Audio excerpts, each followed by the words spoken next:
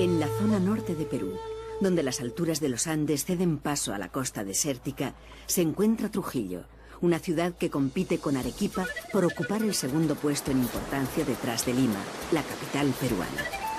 Trujillo tiene la luz de la costa pacífica. Su clima, catalogado de eterna primavera, le valió para que en tiempos de la colonia los españoles la escogieran como el lugar de descanso en la ruta que comunicaba Quito y Lima, los mayores centros de poder del imperio en Sudamérica. Como entonces y como antes de la conquista, los trujillanos siguen utilizando las balsas construidas con totora, la espadaña americana, que reciben el nombre de caballitos porque se deslizan sobre el mar con su tripulante montado a horcajadas. Con ellas se pesca el suco, la caballa, el cojinova, el jurel o la merluza, los frutos del mar de esta costa del Pacífico. En el mercado de la ciudad, la variedad de los frutos de la tierra arrancados a pulso a un suelo ingrato también explica aquella elección española de fijar aquí un alivio de los caminantes en la aridez del desierto, según dijo Diego de Almagro. Hay muchos rasgos positivos también que los españoles han dejado, ¿no?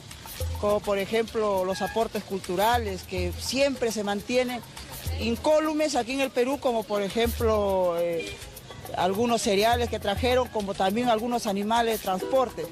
Creemos, al menos que aquí en el Perú actualmente, las personas estamos tratando de emular en estos momentos el trabajo, el positivismo de los españoles para salir adelante, ¿no?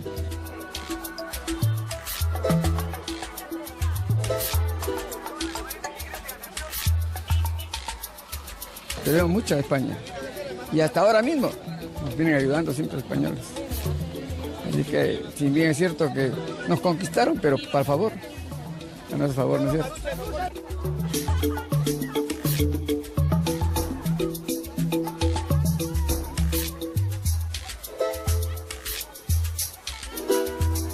Sí, el trato, el verbo, la palabra, la psicología.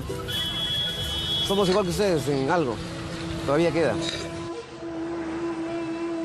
Diego de Almagro fundó la ciudad de Trujillo en 1535 en homenaje al Trujillo español en el que nació Francisco Pizarro. 2 años más tarde, el emperador Carlos V le otorgó el título de ciudad y Trujillo pasó oficialmente a ser un puerto clave del Imperio español. Su plaza de armas fue construida como la más grande de todo Perú para predeterminar un destino señalado. El centro urbano de Trujillo acoge hoy a unos 700.000 habitantes. Son hijos de castellanos y andaluces que mezclaron su sangre con la población indígena, conformando una sociedad de profundas raíces y hábitos hispanos que con el paso del tiempo han pasado a formar parte indiferenciada del ser trujillano. El gusto por el paseo sin prisa, las reuniones en la calle o el placer de exponerse a los rayos del atardecer son costumbres que bien hunden sus orígenes en una forma de ser mediterránea y vitalista. Sin embargo, en el pasado de esta región, los españoles también escribieron algunos de los episodios más oscuros y sorprendentes de la conquista. Era el año 1532 y Francisco Pizarro, con 120 jinetes y 50 infantes, entraban en Perú por el macizo andino. En Cajamarca, al norte de Trujillo, tuvo lugar el encuentro entre los conquistadores y Atahualpa, el rey que dominaba esta región del Imperio Inca. Pero lo que iba a ser una reunión diplomática se convirtió, gracias a la osadía y arrogancia de Pizarro, en el secuestro de la cabeza visible de un reino que llegaba hasta el sur de Chile. Los caballos de guerra españoles cayeron ante la asombrada y desarmada Guardia de Honor de Atahualpa, y el caos se apoderó del ejército inca. Con este golpe de mano, Pizarro y los suyos pudieron avanzar hacia la capital imperial de Cuzco, al sur de Perú, y consumar en pocos años una fulminante victoria sobre el más poderoso imperio que nunca hubo dominado América.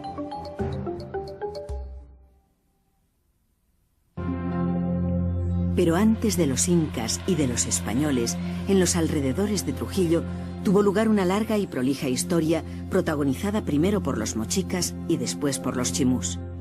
La monumental pirámide de la Luna es un vestigio de la notable civilización moche o mochica que se desarrolló desde el siglo II a.C.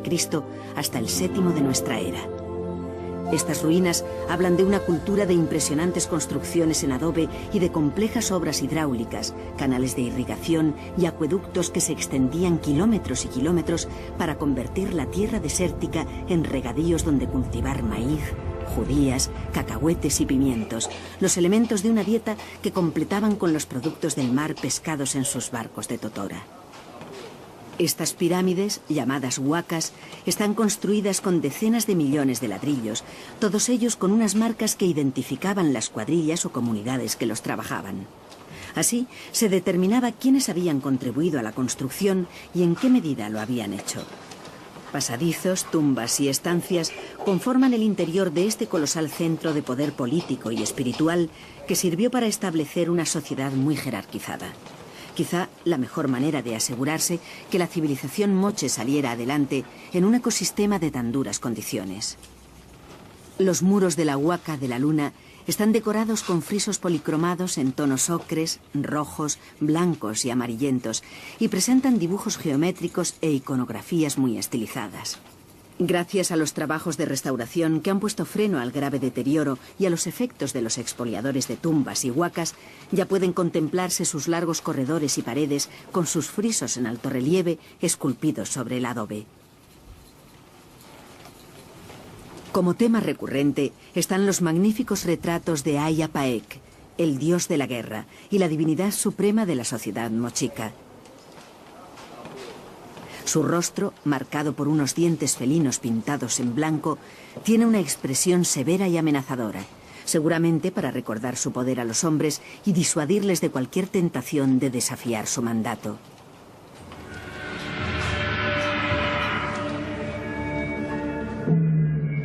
Uno de los hallazgos arqueológicos más esclarecedores sobre la cultura mochica tuvo lugar en 1987 en Sipán, una aldea al norte de Trujillo, donde se descubrieron diversas tumbas repletas de cetros, narigueras, sonajeros, collares y máscaras en metales preciosos trabajados con técnicas de laminado y repujado muy avanzadas.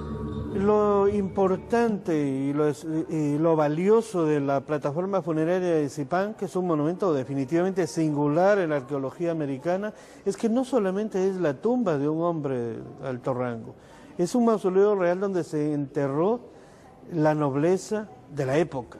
Antes del descubrimiento de la tumba del señor de Sipán, los arqueólogos concebíamos a los moches como una sociedad más o menos sencilla, donde había una suerte de jefaturas militares o sacerdotales, pero hoy vemos que se trata de una sociedad altamente jerarquizada, muy compleja, donde los hombres que gobernaban o que tenían roles protagónicos dentro de esa cultura estaban con funciones perfectamente establecidas. Había el señor que ostentaba una autoridad triple, es decir, militar, religiosa y civil.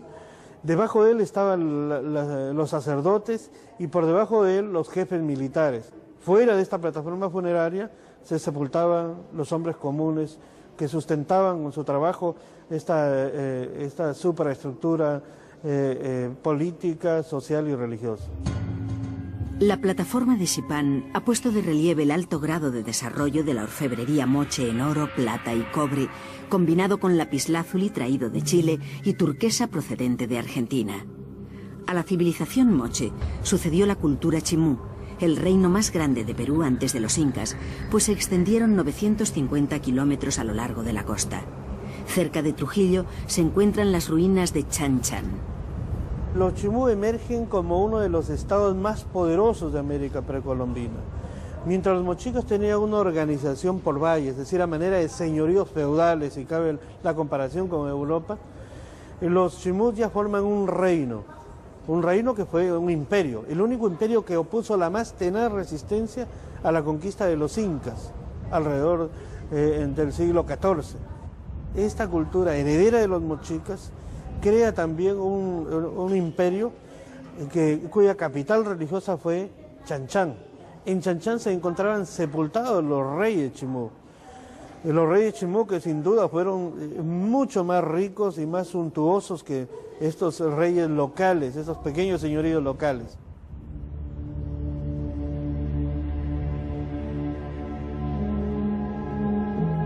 La Huaca del Dragón es el mejor exponente actual de un templo ceremonial chimú, pues hasta 1960, año en que se descubrió, estuvo tapada de arena a resguardo de la erosión. Su edificio principal, una pirámide truncada, alcanza una altura máxima de 7,5 metros. Sus muros estucados representan a la serpiente dragón devorando al hombre y una simbolización del arco iris.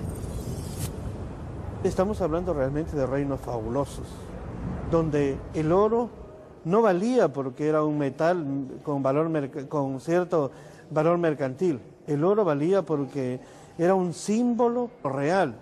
Y creo que no hay nada más extraordinariamente poético y simbólico que cuando los cronistas recogen el mito que para los antiguos peruanos el oro era el sudor del sol y la plata las lágrimas de la luna. Esa es la esencia misma de lo que significan estos ornamentos.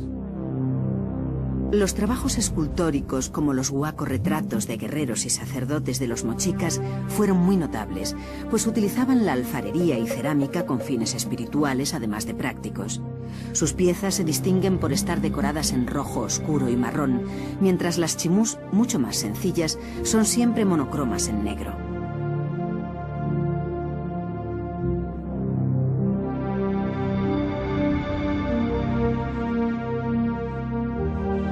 De los chimús han quedado también algunas muestras de sus vestimentas populares confeccionadas en telares rudimentarios, pero con las lanas resistentes de las llamas y las alpacas. Algunas de estas piezas tienen más de 10 siglos. Los españoles convirtieron Trujillo en la ciudad de los señores, un título merecido y acorde con la eminencia que alcanzó en el virreinato, que se manifestó en el carácter señorial de sus casonas solariegas. Esta arquitectura civil fue levantándose a partir del siglo XVII por una aristocracia cultivada y de refinados gustos europeos. Elementos característicos de esta obra colonial son las ventanas, los enrejados y los intrincados balcones en madera provistos de celosías que permitían a las mujeres de la clase alta criolla contemplar la calle sin ser vistas. Una forma común de las ventanas, aunque con múltiples variedades, son las peanas sencillas y estilizadas y las partes superiores en forma conopial. Las rejas y barandillas combinan con eclecticismo y equilibrio elementos de diversos estilos, sobre todo barrocos, mudéjares y rococós, con encajes de hierro que dibujan rosetones, volutas, rocallas, flores de lis o complicadas eses, siempre pintadas en blanco para destacar sobre las fachadas de gamas pasteles y azules.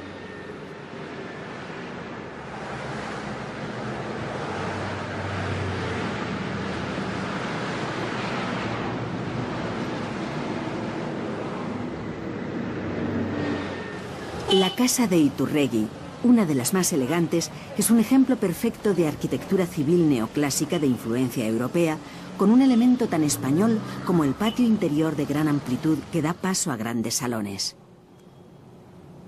Fue construida en el siglo XIX y se mantiene intacta en la actualidad.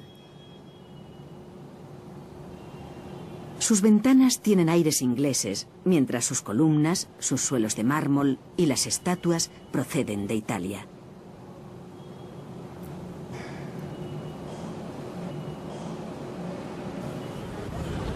En la arquitectura religiosa construida por los españoles en Trujillo destaca la catedral que preside la Plaza de Armas.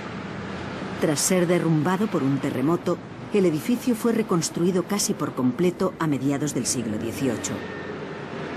Su sobria fachada blanca contrasta con la elaborada decoración interna de la nave, en la que llama la atención la sillería del coro de factura excelente, realizada por artesanos y maestros de origen español. Los motivos iconográficos clásicos del barroco reflejan, sin embargo, algunos detalles procedentes de la estética nativa.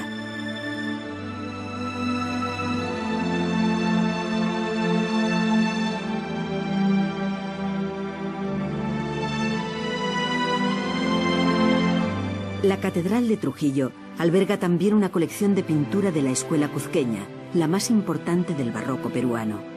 Esta pintura, de carácter anónimo, funde las dos culturas al incorporarse muchos pintores indígenas a los talleres de los artistas españoles. Los temas son por lo general religiosos. Los santos vestidos a la usanza de la época y el uso del pan de oro son rasgos característicos. San Agustín es otra iglesia importante de la arquitectura colonial tan abundante en Trujillo. Pintada en tonos ocres y con una fachada de composición muy equilibrada, en el interior se conserva un famoso púlpito de madera recubierto de pan de oro, profusamente labrado y ornamentado.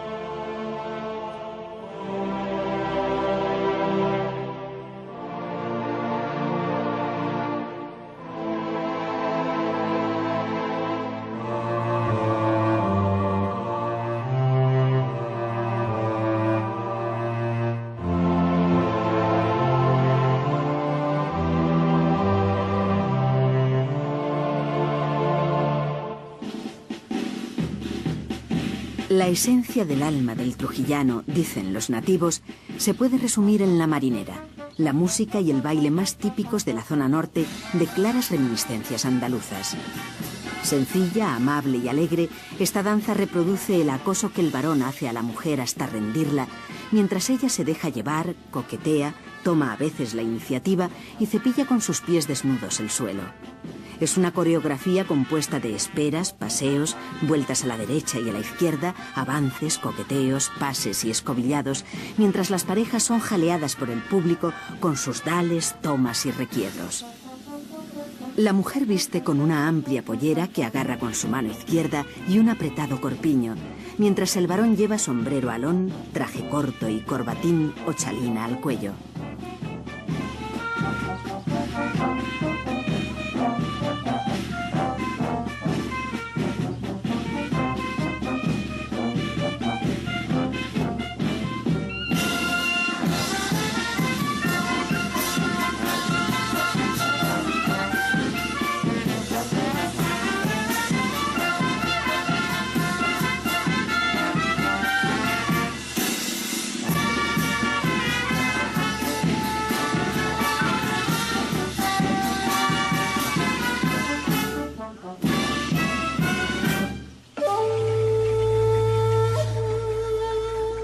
El caballo de paso es símbolo y orgullo de Trujillo.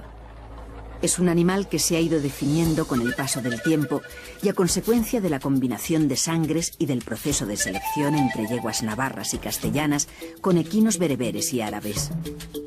El híbrido resultante tiene un modo peculiar en su andar, con su movimiento lateral de las patas que los peruanos denominan caballo con término.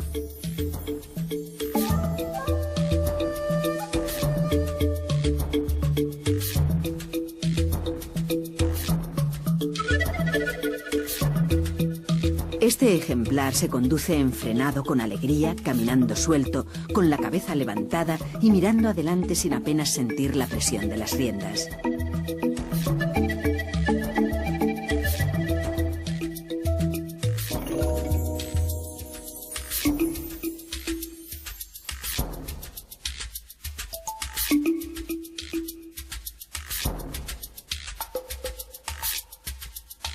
Está reconocido como patrimonio nacional y como uno de los mejores caballos de silla del mundo por su andar suave y su temple firme.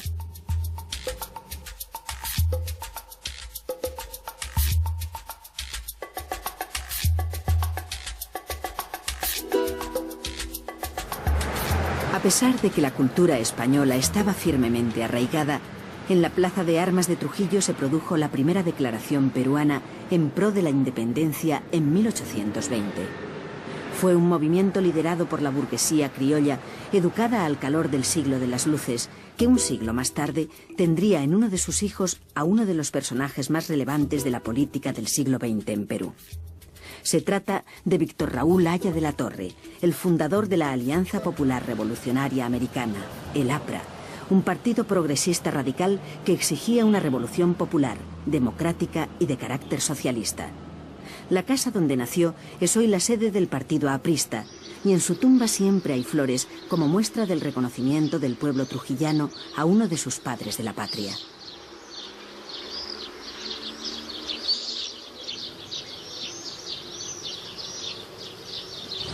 Testigo de la historia contemporánea de Perú ha sido y es el centenario periódico La Industria. En la actualidad, el diario es eco también del cambio positivo desde hace unos años en las relaciones entre Perú y España. Nosotros miramos a España como la puerta hacia Europa. Creo que es algo natural, ¿no? Y bueno, las inversiones españolas acá ahora son muy fuertes, ¿no? Hablamos de Telefónica, hablamos de los bancos, y ese es un aspecto que no se puede soslayar. España es el segundo país inversionista en América, en el Perú en estos momentos. Hoy día mucha gente pues la ve casi como un paraíso. España ha cambiado tanto y la puerta de entrada a Europa para muchos y sobre todo muchos jóvenes que están deseando emigrar.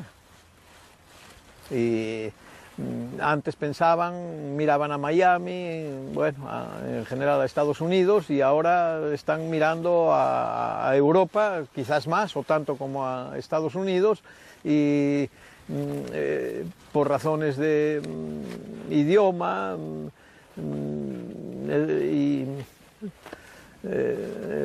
prefieren España a cualquier otro país de Europa.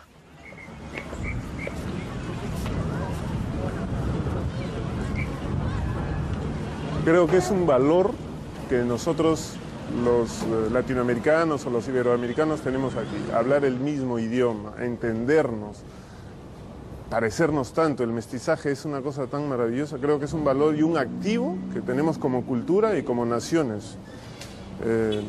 Si eso lo sabemos cultivar y lo sabemos enriquecer, podemos hacer una gran nación de naciones al estilo de la Unión Europea.